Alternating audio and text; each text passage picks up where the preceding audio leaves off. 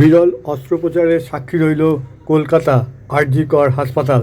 হ্যাঁ, একজন মৃত ব্যক্তির হাড় প্রতিস্থাপন করা হয়েছে এক রোগীর শরীরে। এটাও সম্ভব? হ্যাঁ, এমনটাই করেছেন আরজি করের ডাক্তাররা।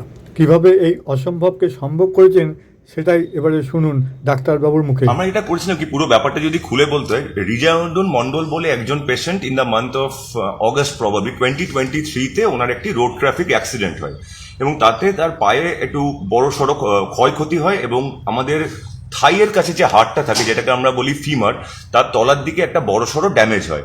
ড্যামেজ হওয়ার সঙ্গে সঙ্গে প্রথমে তার যা অপারেশন করার অপারেশন হয় এবং পরবর্তীকালে যে প্লাস্টিক সার্জারি দিয়ে যে উন্ডটা ছিল ওপেন উন্ড। মানে ওপেন উন্ড মানে হচ্ছে কি, বাইরে থেকে বোঝা যাচ্ছিল যে হার্টটাও দেখতে পাওয়া যাচ্ছিল, ওপরের যে স্কিন, মাসেল, ফ্যাট টিস্যু এবং বাকি যে কভার থাকে, the entire cover was not there. সেই ওপেন উন্ডকে পরে প্লাস্টিক সার্জারি দিয়ে রিপেয়ার করা হয়। পরবর্তীকালে 2024-এ উনি আবার আসেন এবং দেখা যায় যে প্যাটেলা, বা যেটাকে আমরা বাংলায় বলি চাকি, আমাদের হাঁটুর কাছে থাকে, সেটা কোনো মতেই কোনো ডেভেলপ করছে না, যাকে আমরা বাংলা ভাষায় বলি গুঁড়ো গুঁড়ো হয়ে গেছে। তখন চেষ্টা করা হয় তার নিজের শরীর থেকেই হাড় নিয়ে যদি ওখানে তাকে রিপ্লেস করে দেওয়া হয়, এবং সেটাও চেষ্টা করা হয়, কিন্তু গ্রাফটের ভাষায় এটা কথা আছে গ্রাফট রিজেকশন, যে কোনো কারণ হোক সেটা কোনোভাবে সাকসেসফুল হয়নি। তখন এখানকার যতজন অর্থোপেডিক্সের ডক্টর তারা সবাই চেষ্টা করেন যে আমরা যেমন করে হোক একে আমরা নিজের পায়ে দাঁড় করাবো, এবং they decided to go for a cadaveric bone transplant, যে কেউ ব্যক্তি যিনি মারা গেছেন তার শরীর থেকে কোনোভাবে হাড় নিয়ে ওনার শরীরে বসানো যায় কিনা। এতে কি হয়, শুনেছি যা গ্রাফট রিজেকশনের হার অনেক বেশি কমে যায়, কিন্তু কলকাতায় এই প্রসেস করতে গেলে ইট ওয়াজ ভেরি ভেরি এক্সপেন্সিভ। তখন ওরা দক্ষিণ ভারতে হায়দ্রাবাদ, চেন্নাই এবং বিভিন্ন জায়গায় তারা বিভিন্নভাবে খোঁজ খবর নেন, এবং পেশেন্টের যেটা ওনারা খুব ভালো করেন যে পুরো হার্টটাকে নিয়ে একটা 3D ম্যাপিং করেন, যে 3D ম্যাপিং এর মডেলটা এখান থেকে তৈরি করে পাঠানো হয় দক্ষিণ ভারতে। সেখান থেকে দেখে তারা বলেন যে এইভাবে তারা সম্ভব দিতে পারবে, কিন্তু আমাদের দুটো জায়গায় আমরা আটকেছিলাম। একটা হচ্ছে ফান্ড, ইট ওয়াজ মোর দেন 2 lakhs, পরবর্তীতে যেটা হয়েছে 2,40,000, এবং নাম্বার 2 হচ্ছে ট্রান্সফার, যে আমি ওখান থেকে নিয়ে তো নিলাম, বাট আমি হায়দ্রাবাদ থেকে আরজি করে যে আনবো, এই যে এন্টার ওয়ে, তারপর তাকে আমি তার শরীরে দেবো, এবং পরবর্তীকালে যে আর কোনো গ্রাফ রিজেকশন হবে না বা অন্য কোনো রকম সাইড এফেক্টস হবে না। We are very tensed. তো প্রথম যেটা ছিল যে টাকা পয়সার পরিস্থিতি, আমাদের যিনি এও হসপিটাল স্যার ছিলেন তিনি এটা নিয়ে প্রচন্ডভাবে উদ্যোগ নিয়ে আমরা স্বাস্থ্য ভবনে পাঠাই। মানে মানে পুরো গ্র্যাটিটিউড টু স্বাস্থ্য ভবন, সেখানকার ফিনান্স ডিপার্টমেন্ট এবং অল দ্য অফিসার্স অফ স্বাস্থ্য ভবন, দে ওয়ার উইথ আস, এবং তারা বিভিন্নভাবে আমাদেরকে হেল্প করে 2,40,000 যে টাকাটা সেটা ওরা স্যাংশন করেন। কি করে স্যাংশন করেন, আমরা করেছিলাম কি, যে যেহেতু কোনো ফিনান্সিয়ালি যাতে কোনোভাবে আমরা কোনো রুলস না ভাঙি, তাই জন্য আমরা যে অ্যামাউন্টের রুল হচ্ছে যা কিছু 10,000 টাকার মধ্যে সেটা আমরা কিনে দিতে পারি, আপ টু 1 lakh হলে কোটেশন করি, মোর দেন 1 lakh টেন্ডার। এখানে প্রসেসে দেখা গেছিল টেন্ডার করতে গেলে প্রসেসটা অনেক বেশি প্রলংড হবে, তখন একটা আমরা বলি এমার্জেন্সি টেন্ডার বা শর্ট টেন্ডার। এইটা করেই 2,40,000 ওনারা সঙ্গে সঙ্গে এই পেশেন্টের কথা ভেবে স্যাংশন হয়। সেই ক্যাডাভারি গ্রাফট আমাদের কাছে আরজি করে থ্রু প্রপার চ্যানেল এসে পৌঁছয় যেভাবে, এবং আমরা তাকে প্রিজার্ভ করি। পরবর্তীকালে যখন অপারেশন 17তে হয়, আমরা তখনও কনফিউজ ছিলাম যে তারপর যদি গ্রাফ রিজেকশন হয়, কিন্তু খুব ভালো লাগছে বলতে আজকে 48 আওয়ার্স হয়ে গেছে, এখনো পর্যন্ত the patient is doing very well. এবং আমরা যেটুকু শুনেছি from the entire department of orthopaedics, সে এরকম প্রতিস্থাপন ইস্টার্ন ইন্ডিয়ায় this is the first time they have done ইট।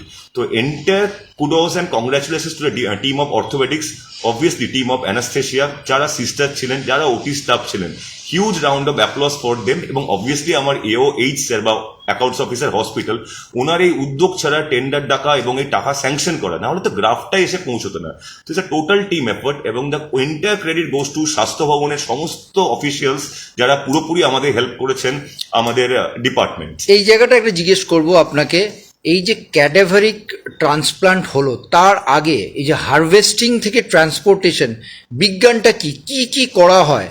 কারণ একজন ব্যক্তি যিনি সদ্য মারা গিয়েছেন, আমরা কর্নিয়া ট্রান্সপ্লান্ট শুনেছি বা ব্রেন ডেড হলে ট্রান্সপ্লান্ট শুনেছি, কিন্তু এক্ষেত্রে ক্যাডাভার ট্রান্সপ্লান্ট, এই যে সদ্য মৃত এই যে বোন, সেটা কালেকশন কিভাবে হয়, কিভাবে করে আনা হয়, সেই যে বৈজ্ঞানিক ব্যাপারটা যদি একটু সাধারণ মানুষের জন্য বোঝান। বৈজ্ঞানিক ব্যাপার বলতে দেখবেন কদিন পরে আমাদের যেমন পিজিতে চেষ্টা চলছে একটা খুব তাড়াতাড়ি হয়ে যাবে বোন ব্যাংক তৈরি করা।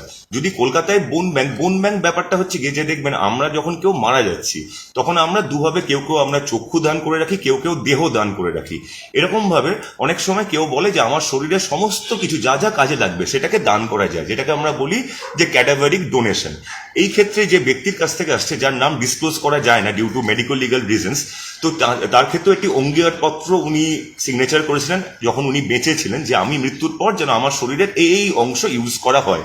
এখানে রুলটা হচ্ছে যখন আমরা কোনো কিছু কাউকে পাঠাবো, এই স্যাম্পল করা, 3D ম্যাপিং করার, তার অনেকগুলো জিনিসকে ম্যাচ করতে হয়, যে তার যে টাইপিং, এই ছেলে টাইপিং, যে এটাই হতে পারে যে হয়তো যে গ্রাফ রিজেকশনের মেন কারণ হচ্ছে গিয়ে দুজনের যে আমাদের যে স্টেটটা যে শরীরে থাকে সেটা ব্লাড গ্রুপ হোক বা এই ছেলে টাইপিং হোক না মেলার জন্য, বা হঠাৎ করে ফরেন কোনো জিনিস আমার শরীরে দিলে, it's a very common thing, আমার শরীরে ডিফেন্স মেকানিজম বলে যে আমি এটাকে সঙ্গে সঙ্গে একটা শত্রু বলে ওকে আমি নিকাশ করে দেবো। কিন্তু এই ক্ষেত্রে রুলটা হচ্ছে যখন কেউ মারা যাচ্ছে তার শরীরের সমস্ত জিনিসপত্র নিয়ে, যেটা বলছেন কোথায় রাখা হয়, বোন ব্যাংক বলে একটা জায়গাতে যেভাবে রাখা হয় যাতে ওখানে কোনো রকম মাইক্রো অর্গানিজমস বা যাকে বলি ব্যাকটেরিয়া, ফাঙ্গাস বা ভাইরাসের অ্যাটাক না হয়, এইভাবে তারা বছরের পর বছর প্রিজার্ভ করে রাখতে পারেন। এরপর যখন আমরা এখান থেকে জানালাম যে কন্টেনারে ওনারা পাঠাবেন সেটাও হচ্ছে স্পেশালাইজড কন্টেনার, যে কন্টেনারের মধ্যে বাইরে থেকে কোনো রকম জীবাণু ঢোকার কোনো সম্ভাবনা থাকবে না, সেটা বাই এয়ার ট্রান্সপোর্ট আমাদের কাছে এসে পৌঁছানোর পর আমাদের কাছে আবার একটা প্রবলেম দাঁড়ায় যে যখনই এসে পৌঁছলো সঙ্গে সঙ্গে তো ওটি শুরু করতে পারি না আমরা, সেটাকেও যাতে আমরা প্রপারলি যা টেম্পারেচার রুলস আছে প্রিজার্ভ করতে হয়। তো আমি তাই জন্য সবার কাছে আবেদন যে আমাদের ক্ষেত্রে এই যে মৃত্যুর পর যে আমরা চোখ দান করি বা শরীর দান করি, এইটা যত বেশি আমরা করতে পারবো, হতে পারে আমাদের শরীর হয়তো নষ্ট হয়ে যাচ্ছে বাট এই দানের মাধ্যমে আমরা অনেক লোককে এইভাবে জীবন দিতে পারবো। তো আমি যিনি মারা গেছেন, যার হাড় পেয়ে আজকে ইনি পুরো দাঁড়াতে পারছেন, আমি তাকে না চিনলেও মনে মনে তাকে বলছি আপনি যেখানে থাকুন ভালো থাকুন, এবং এরকম ভাবে মানুষ যদি এগিয়ে আসে তাহলে একটা দিন আসবে যে আমাদের এখানে মানুষকে বিনা চিকিৎসায় বা আমাদের কোনো গ্রাফ রিজেকশন বা টাকা পয়সার অভাবে মানুষকে ফিরে যেতে হবে না।